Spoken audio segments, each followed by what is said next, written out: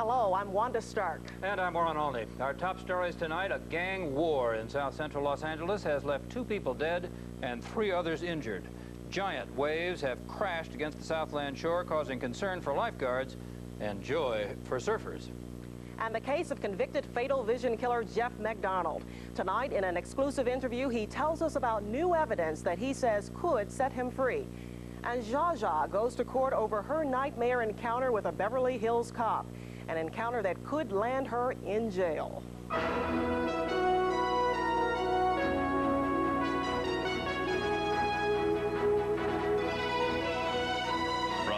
Los Angeles, this is News 13.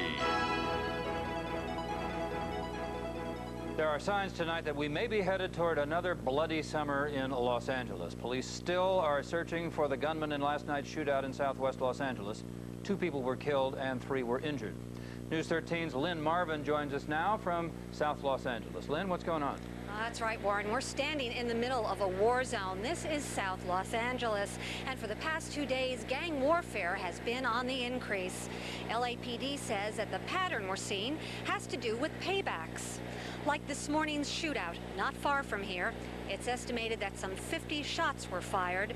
In that gun battle, 2 people were killed and 3 are hospitalized tonight. Police say the motive was retaliation for a gang murder last week, but tonight they have no leads. Initially, everybody lies to us, whether they're victims or suspects. The practice is to lie to the police. They much prefer to handle these things in their own way. And we respond to it in an investigative way to try to solve the case as soon as possible and get the suspects in jail. That's one way we try to prevent additional shootings. We also respond by deploying a lot of additional police officers in the neighborhoods where the 2 gangs live to put pressure on them to try to ensure there are not any payback incidents. Tonight, this is what it looked like on the streets. LAPD does have extra units on patrol because they're expecting things to heat up, and they say they want the gangs to know that they're out there in force. Reporting live from South LA, Lynn Marvin, News 13. Okay, Lynn, thank you very much for that report. It is believed to be a first for a major city in this country, and LA officials say it will go a long way toward eliminating at least half of the fires in the city. At issue is an ordinance approved today by City Council banning construction of all wood roofs.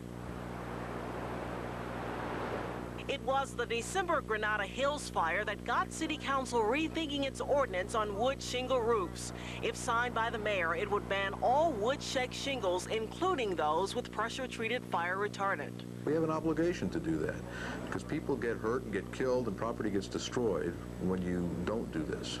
We're very disappointed about the City Council's vote today. We were disturbed that we have presented a lot of information to them which we think demonstrates that fire retardant shakes are safe, but they have not heeded that information. The shingle industry, which could see millions of dollars go up in smoke, claims the city is unfair to ban fire retardant treated roofs. Their people point to this underwriter's lab tape, and they even do their own demonstrations to show treated roofs are safe. So as you can see, it will char, but it will not sustain any flame.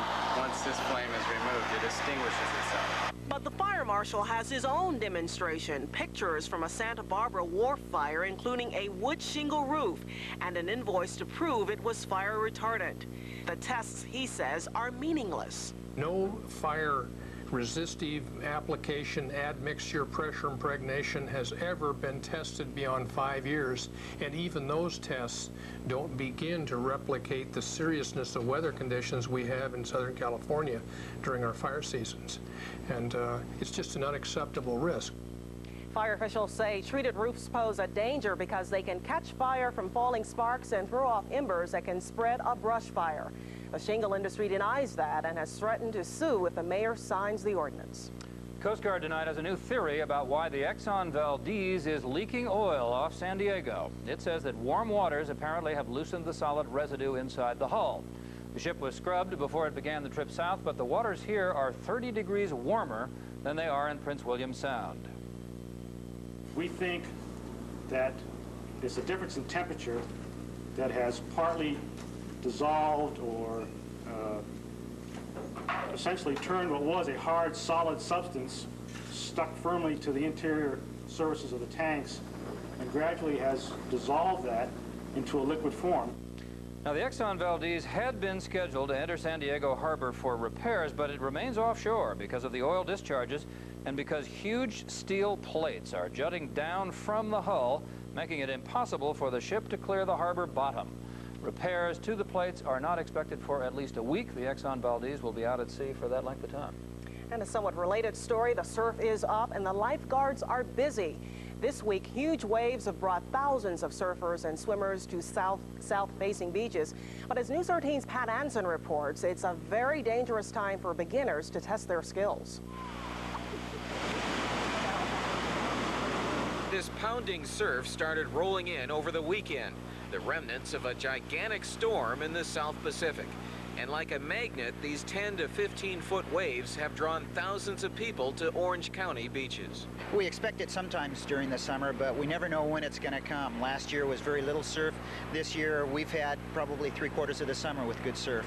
Over the past few days, lifeguards in Newport Beach alone have rescued over 300 swimmers bold enough, some would say crazy enough, to go into the water. You would classify this as dangerous surf, I would guess. Most definitely. A good number of our towers are flying what we call a red flag, which means danger, stay out of the water.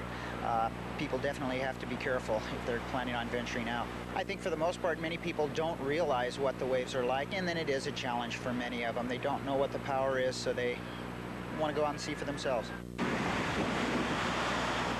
most people, the waves may be dangerous, but to others, they're a sport. In fact, this group of hardcore body surfers wait all year for a day like this. Near the breakwater at Newport Harbor, in an area known as the Wedge, they draw crowds of their own.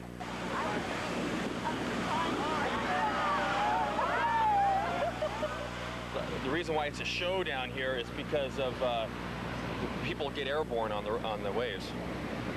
And submerged a few times. You're right. And rolled around. I stand-up surf now and then, but I just got into body surfing, and most people don't realize all the things you can do, and it's just a very unique sport. Experienced body surfers like Mel Toman say this is not the time or the place for beginners. The last big swell we had, 3 girls got rescued, and they were just running around in the shore pound. They got sucked out, and you know, it happens all the time. If you're not a good swimmer on a day like this, and if you don't have 2 fins on and you don't have experience, you should stay out of the water. Despite the immense power of these waves, lifeguards say there have been no serious injuries or drownings this week. Forecasters say the swells will return to normal by Friday. At Newport Beach, Pat Anson, News 13. Just a short time ago, lifeguards at Newport Beach reported a lull in the surf, at least temporarily. Those are huge waves. Very big. Very, very dangerous. Be careful. Still ahead on News 13, convicted fatal vision killer Dr. Jeffrey MacDonald reveals new evidence that he says could win him a new trial. They lied under oath in front of the jury. The fact that I'm not dead doesn't mean that I'm therefore guilty of a triple homicide.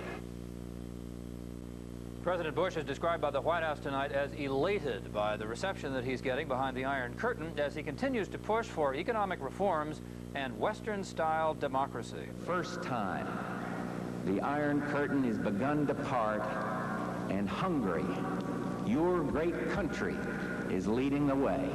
Sure enough, Hungarian soldiers have been rolling up the barbed wire that has separated them from Western Europe for 40 years. And today, Mr. Bush lectured students on how the free market works at, of all places, Karl Marx University. The prices of some commodities may rise. Some inefficient businesses and factories will close. But the Hungarian government is increasingly leaving the business of running the shops to the shopkeepers, the farms to the farmers. There also was a response to complaints by last week's meeting of the Warsaw Pact that the U.S. has been slow to propose reductions in weapons in Europe. Today, 60 days ahead of schedule, Secretary of State James Baker proposed equal numbers of jet fighter planes for both sides and equal numbers of helicopters as well. with larger reductions for the Soviets, who have more than the NATO countries. The Soviets did say, however, that the administration was slow in getting its Arms Control Act together. I think we've proven that that was wrong. There is still disagreement over battlefield nuclear weapons and other conventional forces, but some reporters smell a deal in the works. Meantime, there is the public relations battle, with Bush getting in points with the East Europeans this week as a man who's willing to make a deal of his own. Okay, let me give you my jacket. Take that. Okay, I'll take your shirt. Mikhail Gorbachev was widely seen as the PR leader when he descended on the United States between administrations, and later when he kissed babies and touched off Gorbamania in West Germany. But both sides deny there is any PR competition. The president doesn't lay the trips out to gain the PR advantage. He wants to deal with the substance. But I don't like this interpretation that he wants to challenge that there is some kind of PR competition. We don't even have the translation into Russian what PR means. But whatever his intentions, the president is being well received. I think it's good to offer a partnership to Hungarians to us because we really do need it. I mean, we really do need some link to the West. When I was looking at him standing there and being a man who really made us believe he can keep his promises. Next stop for Mr. Bush, Paris and the International Economic Summit. A farmer went on a shooting spree today in a village near the French-Swiss border, killing at least 14 people and wounding 10 others. The 30-year-old Frenchman reportedly grabbed a hunting rifle and opened fire on his family, then jumped into a car and toured the area, firing on passersby. Authorities eventually overpowered the man, who wounded himself in the struggle. Police say they have no motive for the rampage. Tonight, the U.S. is a little closer to having its first ever annual ceiling on immigration. The Senate moved toward passage of a bill that would limit the number of immigrants to 600,000 for each of the next 3 years. That's about 100,000 more per year than came here in 1988 and took up permanent residence. The war on drugs in L.A. has created some interesting allies. In the MacArthur Park area, L.A. police have teamed up with federal immigration agents to crack down on drug pushers who are illegal aliens. But immigrants' rights activists say the LAPD-INS partnership creates more problems than it solves. Victor Abalos reports. About 2 weeks ago, LA police and federal immigration agents swept through MacArthur Park in what they called an anti-gang, anti-drug raid. More than 70 people were rounded up. About 35 were arrested on drug charges. The others, who were never charged with any crime, were found to be undocumented and later deported. Authorities praised the joint operation as the successful start of a new anti-drug strategy. But immigrants' rights groups say the joint raids are unconstitutional. Some people would say we should do anything to fight drugs, and if that means turn people over to INS, then that's fine. And if you're talking about people who've been convicted of crimes, I have less trouble with it. But what we're hearing about is that people who are charged with a crime are turned over to INS, even if it turns out later that there was nothing to the criminal charge and they're released, they're still in INS proceedings. Kamsvog says they've worked hard to convince the newly immigrated Latino community to trust police, and the raids undermine that trust. It still makes people think that dealing with the LAPD really is the same thing as dealing with the INS. And for people who are afraid of the INS, that means they're not going to come out and report crimes. But police say their statistics show the raids are right on target. Approximately 80% of the arrests that we made for narcotics sales or use involved people who were undocumented aliens. Well, if anything, I think we've heard positive comments, and it's enhanced our relationship with the lawful element of the undocumented community. As part of their crackdown on drug dealers and buyers who are in this country illegally, the Rampart Division has 5 INS agents working here full-time. Now, the critics of that strategy say that it violates a resolution passed by the City Council, which prohibits the INS from working with the LAPD. Well, City Councilwoman Gloria Molina disagrees. We have a city policy that basically says that the LAPD cannot operate as an arm of the INS, but the INS can work with LAPD once LAPD takes their action of actually arresting someone. That's a position that has not been popular with a lot of immigrants' rights activists. It's been very popular with my constituents and the people that have been damaged and hurt by drug dealing, including the 2 children that have been killed in that area. Both sides have been meeting to try to work out a compromise. But in the meantime, police say their joint operations with the INS will continue. Victor Abalos, News 13. Zsa Zsa Gabor says she's a freedom fighter. The Beverly Hills police say she's a criminal, that she drove her Rolls-Royce with expired tags and slapped one of their own. Today in court, she denied 1 count each of battery on a motorcycle cop, disobeying an officer, and not renewing her driver's license. The man attacks me in full daylight, tears me out of the car, calls me every language, breaks my arms almost, kicks me with his boots because he said the car was expired, the license, but it wasn't. This is nothing more than a battery on a peace officer that occurred during a routine traffic stop with a lady who I think feels she should be treated somewhat differently than the average citizen.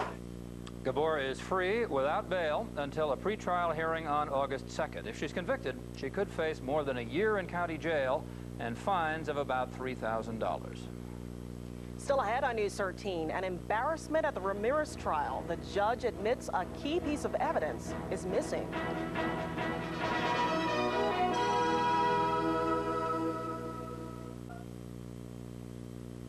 A brush fire in San Bernardino County's Cajon Pass has burned 215 acres and for a time forced Interstate 15 to close.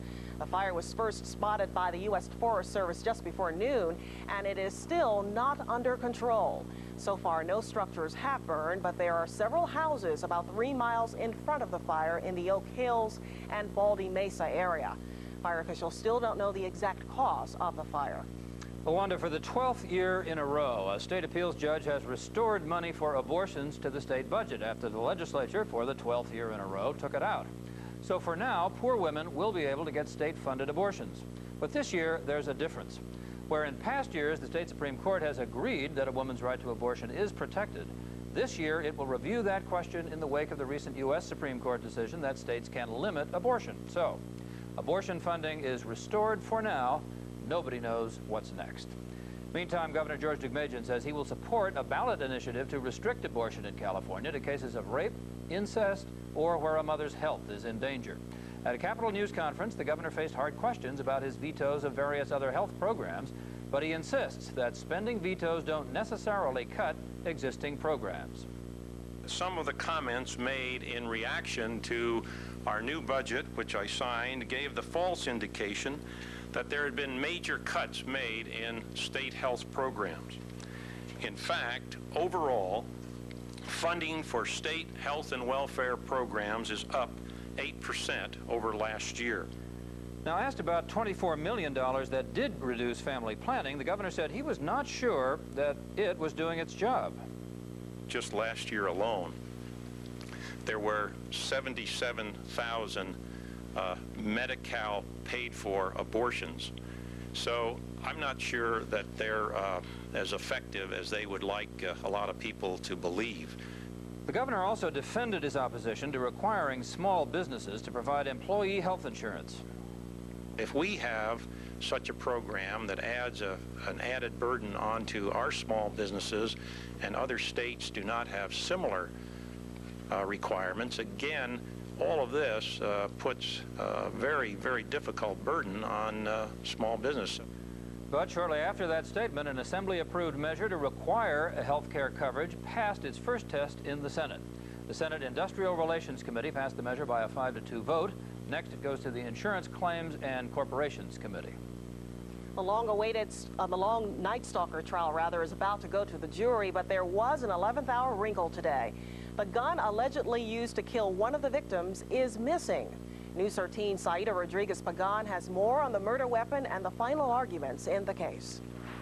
Judge Michael Tynan says he just recently discovered that a piece of evidence, a .22 caliber handgun, was missing. So jurors will be given a photograph instead of the actual weapon when they start deliberating the case of Richard Ramirez. Neither the defense nor the prosecution is concerned. The law requires that these things be locked up and kept in a separate location. Somebody's just locked it up so well they can't find it, but I'm not concerned about it. We're last talking about the... Later, jurors listen to the prosecution wrap up its case against the 29-year-old El Paso drifter. The self-proclaimed devil worshipper is charged with 13 murders, all committed in 1985. He also faces counts of forcible sex and burglary. Enter the home, shoot the male who lies asleep in the bed in the head. It's taken about a year for this trial to get to this point. It began last July when about 1,600 potential jurors were interviewed. But it wasn't until January that an opening statement was made.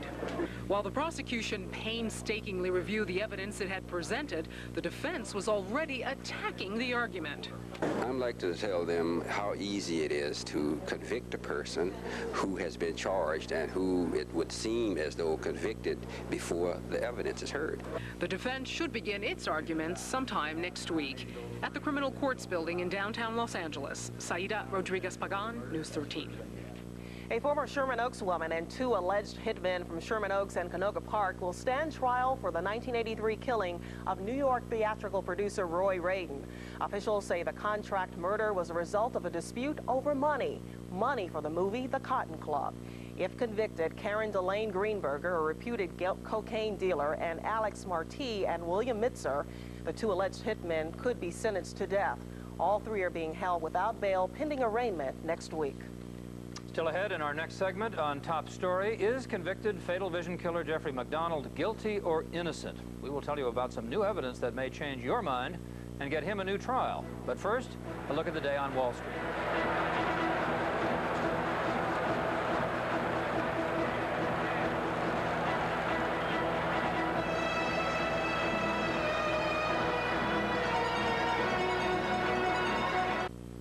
Dr. Jeffrey MacDonald. The prosecution said he was a brutal sociopath who methodically slaughtered his own family, and he was convicted. MacDonald says he is the innocent victim of a complex web of lies and deceit. Tonight, in an exclusive interview with the convicted killer, Larry Attebery looks at this very controversial murder case.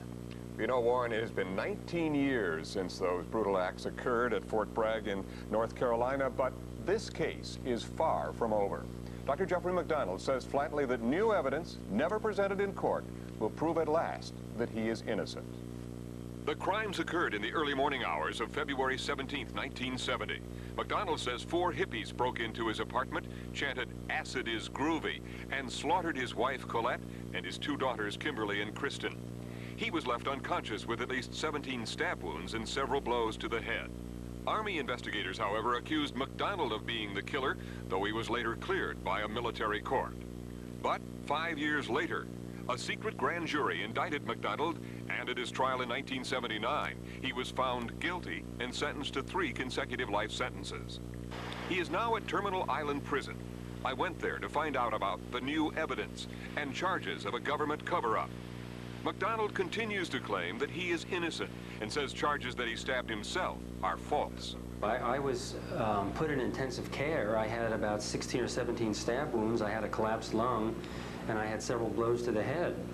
The fact that I'm not dead doesn't mean that I'm therefore guilty of a triple homicide.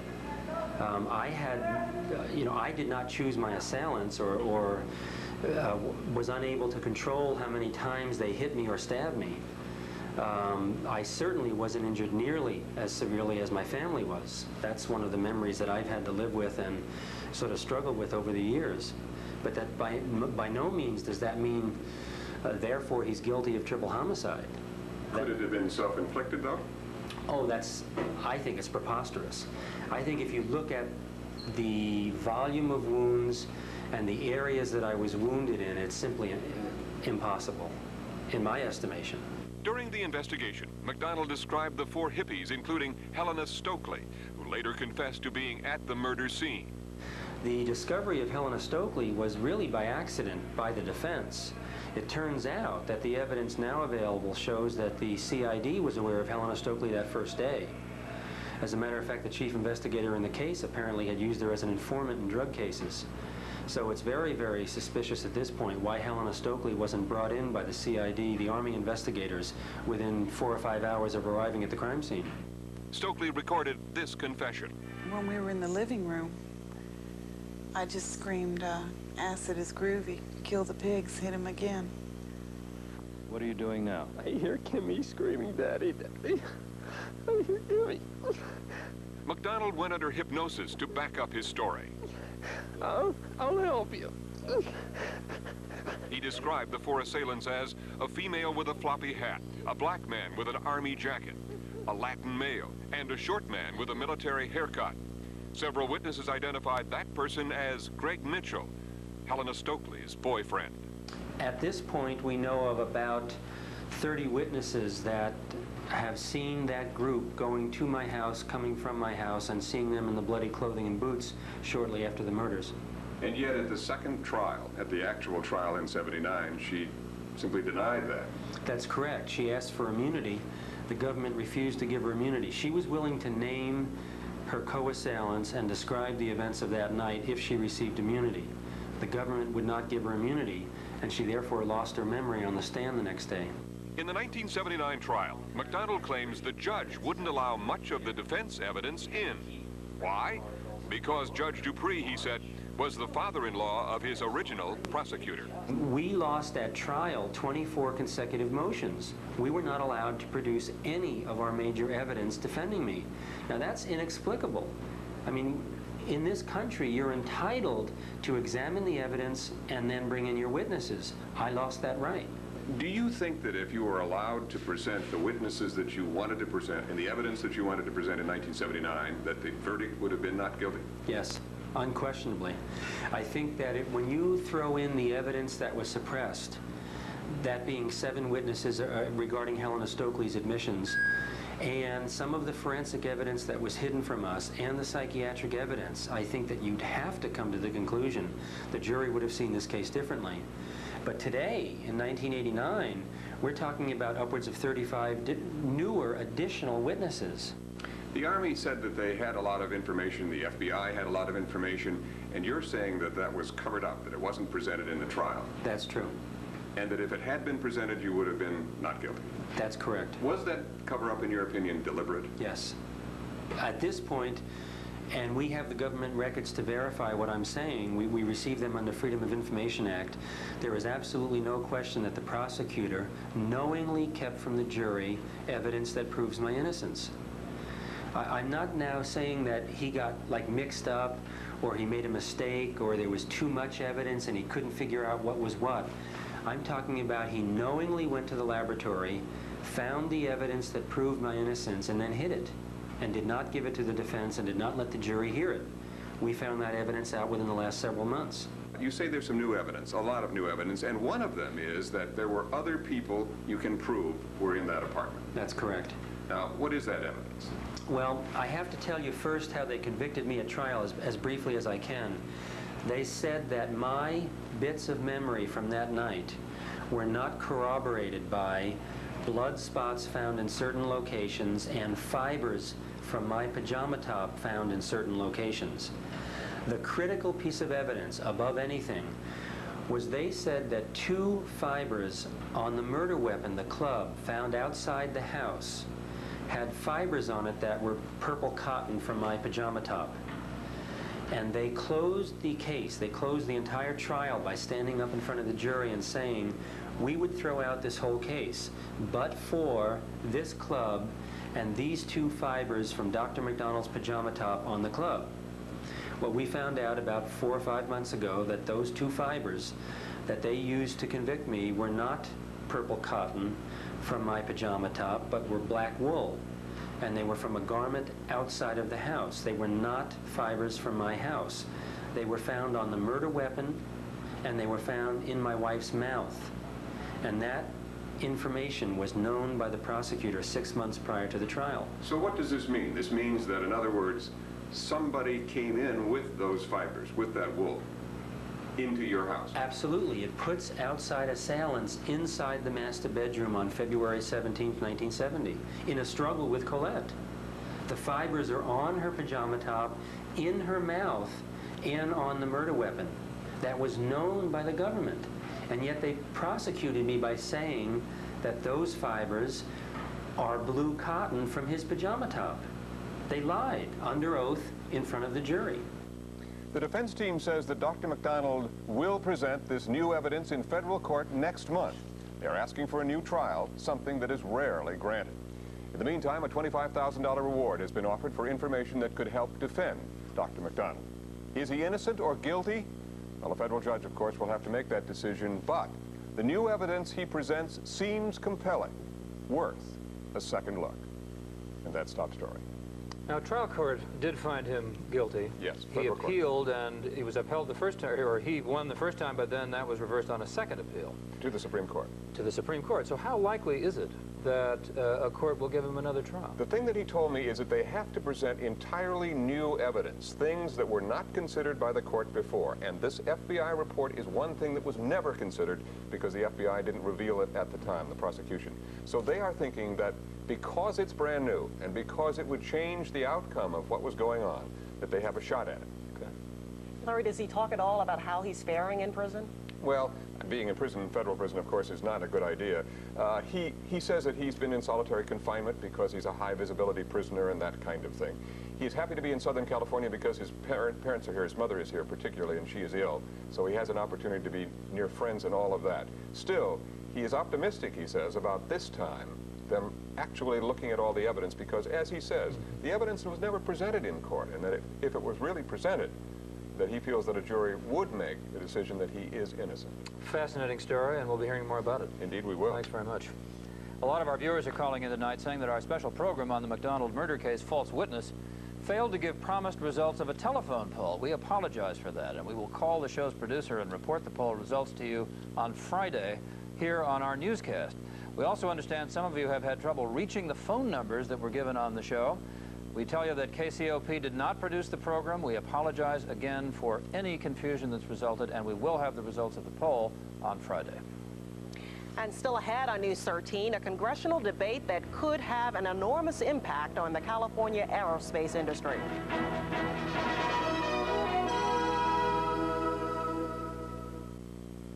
The Reverend Al Sharpton came today to the defense of federal Judge Alcee Hastings. Hastings is in the middle of Senate impeachment hearings. He's accused of lying to the jury that later acquitted him on bribery charges. Sharpton and Hastings call the hearing racially motivated. If Judge Hastings was not black, there would be no trial going on in this room, in our opinion. Reverend Sharpton is absolutely correct. If I were, in fact, a white man, on February 4th, 1983, when I was found not guilty, this would have been the end of the process. Sharpton is having his own legal problems. He faces charges of using charitable funds for his personal use and failing to pay taxes. Big defense project. The stealth bomber is in big trouble tonight, not because it won't fly, but because it costs so much. And the trouble comes from Congress, where many members think that $530 million for each B-2 is too much. But that's how it breaks down for a total Air Force budget request of $8 billion. Clearly, the current estimated acquisition cost of the B-2 program, some $70 billion in then-year dollars, has raised questions about its viability. We must understand why we need to spend such sums of money on one weapon system, particularly in an era of declining defense resources. We believe the B-2 is challenging, but prudent and affordable. The program as now structured is sound, and with stability will flourish. Cost and technical risk have been thoroughly assessed. Stealth B-2 bomber is supposed to evade enemy radar, but so far it never has even left the ground. Nevertheless, $23 billion have been spent on it in the past 8 years. And that's been a boon to the economy right here in Southern California, where the bomber is made, and not just a boon to the defense industry. A Lancaster pilot is leading a new craze in stealth souvenirs. The B-2, or stealth bomber, seen here undergoing its first taxiing test earlier this week, is the most expensive, perhaps most controversial, warplane ever built. Every morning, people gather along a nearby highway in hopes of catching a glimpse of the B-2, and some gather to make money by selling souvenirs. This is a nice thing here. A few years ago, Lockheed employee and aircraft enthusiast Tom Rosquin converted his hobby of collecting and creating airplane and space memorabilia into a small business. And right now, the stealth bomber is a hot item. With all the hype with the press and Congress and the big money and everything, it's in the news and it's on top. In fact, Rosquin even operates this small souvenir shop not far from Edwards Air Force Base. Inside, they sell stealth t-shirts, stealth caps, stealth jackets, stealth posters, stealth books, model kits of the stealth bomber and fighter. There's a stealth video cassette, and there's even a stealth coffee mug on which the bomber disappears when you pour hot coffee into it. The owners say their operation is one of a kind. You can go to the museums, maybe San Diego Aerospace Museum, some March Air Force Base has a gift shop like this, but we're unique. And there are a lot of people out there that love this kind of stuff and can't buy it anywhere. Maybe I get some t-shirts for the boys. Send them back to Virginia and say, haha, I saw it before you did. Sometimes it's hard to tell whether people here are more interested in the souvenirs or in seeing the stealth bomber. There is something for everybody. I like the coffee mug, I think. Yeah, that's kind of neat. Yeah. From planes now to ships. Some of the tallest ships from around the world are sailing into the River Seine to help France celebrate its bicentennial. The ships began arriving today about 70 miles north of Paris. The towering masts and wind-whipped flags aboard the sailing vessels are adding an old-fashioned atmosphere for France's 200th birthday. And the crews are having a busy summer. They just finished a lineup in the Thames River at London, marking a special anniversary there. Beautiful, aren't they? Yeah. Great to see. Vic the Brick has joined us. Sports is next, but first, there's the Lotto 649 winning numbers. Here they are.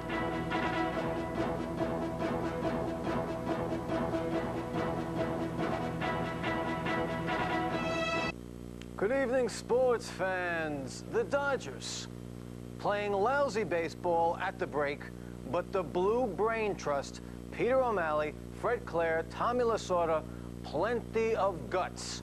They went one-on-one with the fans today, faced the music for a couple hours on KABC radio. And my beef with the Blue, well, Tommy's giving away cheap suits to every Dodger who knocks in a pair of runs. How many times can you wear polyester anyway? Well, frazzled Dodger faithful's major complaint, why no deals? They talk about us not making deals. Fred has made every effort to try to improve our ball club at all times. You know, sometimes it's not easy to just say, hey, we're going to make a deal. Believe me, this man works awful hard, and he's trying to improve this club at every level. Last question, close to culmination, Fred, on any deals for any offense? Oh, you never know as far as close. I mean, Vic, you discuss trades, you hope for the best, but you never know you're there until you're there. But I really think that what Tommy and I look for is to have the second half by our 3, 4, and 5 hitters, Kirk Gibson, Eddie Murray, and Mike Marshall, that they're capable of, that they've proven, and the whole team collectively, because the opportunity is there for us, a great opportunity, and we're going to give it everything we have. Lasorda's new philosophy? Knock in just 1 run a game and I'll buy you a suit. I'm kidding. Tommy says we got to pick up a game a week for 11 weeks. The Dodgers presently 11 back of the Giants with 75 to play. Meanwhile, last night, the big show. Tonight, the little show. AAA All-Star Game from Columbus, Ohio. No Bo, no Dutch, but plenty of Morgana, the kissing bandit on the loose.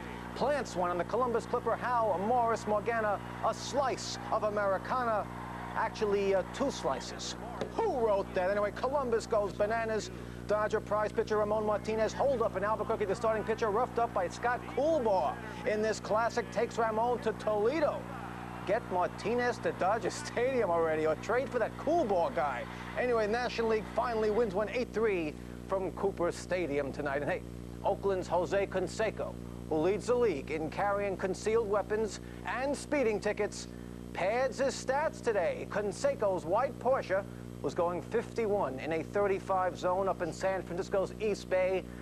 I say, put Jose in the lineup already. He's dangerous. Finally, Don Casey, left dangling by the Clippers for months, is off the hook today. Wipe that interim away. Casey's the coach. 1-year deal plus an option. As long as I kept on hearing from the owner that I was publicly the leading candidate, and Elgin saying, no, you know, just be patient and let's continue with the process, I wasn't quite as anxious. Casey's first order of business is kiss Benoit Benjamin, then worry about the disenchanted Danny Ferry. Don is Ferry on the trading block. There's nothing on the table that I know of, but I know that it's not over, because we do need some some older statesman help for these young players, and how that's going to come about, either via trade or free agency, I'm not clear right now. And the players love that guy. Okay, remember the Rodney Pete ultimatum to the Detroit Lions? It was money talks or I'm walking to the Oakland A's. Well, Rodney and his agent are mum tonight, but Pete's on a plane somewhere. Vic predicts destination Detroit. And more cowboy carnage. The Jimmy Johnson regime claims quarterback Danny White after 13 years. Most of them frustrating, plus a new cowboy youth movement at quarterback White letting it all hang out. White says enough already. For the opportunities that they've given me to play football. But more than that,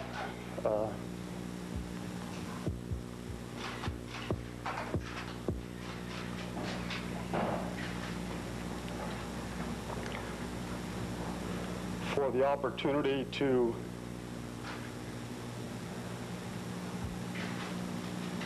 have an effect on people's lives.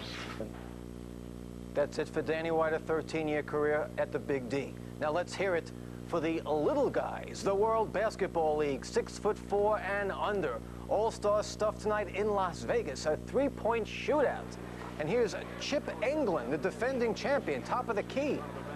He's a machine, isn't he? Chip takes the title again. Two-man freestyle slam dunk. I mean, who needs Wayne Newton in Vegas? There is Darryl MacDonald between the legs to Cedric Hunter, back to Darryl. Mercy, but here's the winning slam. Tim Ledler to Gerald Bland. I think the slam judge is spending a little too much time at the crap tables. Get him out of here already. I mean, that dunk was not a winner, but it won. 1-1. I don't know. The tween the legs thing should have won. Too much time at the craps. That was classy. How cheap are the suits, really? I don't know. I think the 2-for-1ers, you mean, that Tommy gets? Yeah. The suits, I don't know if it's the suits, but I think Tommy should get away from the polyester, upgrade it maybe to Giorgio Armani, and the players will hit a couple RBIs again. Okay. Looking for a fashion consultant. I don't know what it is anymore. Just need some offense in the Dodger lineup, and it's got to go. It's got to happen. Last 75 games. Thanks, Vic. There's more news ahead. We'll be right back. You can get political in a shopping mall. That's the word tonight from a Superior Court judge. Judge Kurt Lewin ruled that mall owners cannot prevent people from distributing political material inside on their private property. The ruling stems from a lawsuit filed against the Fox Hill Mall. Mall officials stopped an anti-nuclear group from handing out pamphlets in February. They said their policy forbade people from advocating political issues to mall patrons, but they lose. And it's time now for the weather. It was another enjoyable day here in the Southland with mild temperatures and fair skies. But other parts of the country weren't so lucky. Here's the national map. North Carolina got both extremes today. The eastern part of the state had highs in the hundreds, while the western half of the state was hit by thunderstorms. Golf ball size hail was reported in some areas. Here's a look at our weather. A high-pressure system brought fair skies to Southern California, except for some isolated thunderstorms in the deserts. Here are today's numbers as we take another look at the high waves at Newport Beach. The downtown LA high was 78. The overnight low should be 64, and currently it is 66 degrees. Tonight, lows around the rest of the Southland will be in the mid-60s. It will be another hot night in the deserts. Tomorrow it will be slightly warmer. The beaches will be in the 70s and the valleys will hit the 80s and 90s, and the deserts will be in triple digits. Expect morning low clouds burning off to fair skies in the afternoon. The LA Civic Center high should be 84 degrees. Here's the air quality outlook. The valleys will be in the unhealthful to very unhealthful range, and the beaches will have moderate conditions. But expect the fair skies to continue through at least the weekend. So that's certainly good news. I've lived in North Carolina, so I know how bad that can be. Oh, yeah, and those waves are still looking big. Yeah. Yeah, huge. The Supreme Court says that you can burn the American flag, but it is still illegal to kill an American bald eagle.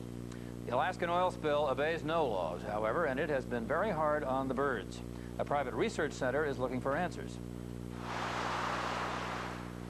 An American bald eagle swoops down, hunting for salmon in the waters off Alaska. An oil-covered bird is found dead on shore, and it appears an eagle has been eating from it. One of the eagles we saw when we landed here had a bird in its talons. Did you see that just as we landed? Yeah. It raises the question, how does a disaster such as the Alaska oil spill affect bald eagles? It is one of many things the American Bald Eagle Foundation hopes to find out about bald eagles when its new research center in Haines, Alaska opens this fall. We don't know what happens to them when they get exposed to oil, but certainly studies that come from a foundation of that type could find that sort of thing out. The American Bald Eagle Research Institute is the brainchild of businessman Dave Olerud and his wife Charlotte. They have been working on establishing it for 11 years.